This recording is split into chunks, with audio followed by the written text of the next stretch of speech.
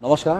প্ৰতি মাননীয় মুখ্যমন্ত্ৰী ডক্টৰ হিমন্ত বিশ্ব শৰ্মালৈ আমাৰ শিল্পী সমাজৰ অনুৰোধ, আজি আমি একত্ৰিত হৈছোঁ আমাৰ হিয়াৰ আমঠু জুবিন গাৰ্গৰ ঘৰত আৰু আমাৰ আটাইৰে এটাই ইচ্ছা, এটাই অন্তৰৰ পৰা আহ্বান, এটাই দাবী যে জুবিন গাৰ্গে ন্যায় পাব লাগে।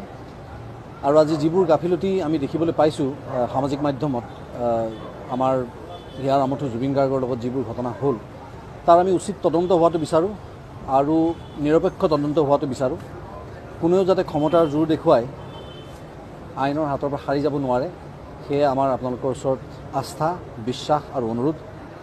আৰু বিশেষকৈ আমি এটাই ক'ব বিচাৰিছোঁ যে মুখ্য আকৰ্ষণ বুলি ইয়াৰ পৰা লৈ যোৱা জুবিন গাৰ্গক যেতিয়া তাত আমি হেৰুৱালোঁ, তাৰ পাছতো যদি আমি যিখিনি শুনিবলৈ পাইছোঁ যে তাত এই এনি ফেষ্টিভেলটো এটা অন্য নাম দি কণ্টিনিউ কৰা হৈছে, চলাই থকা হৈছে।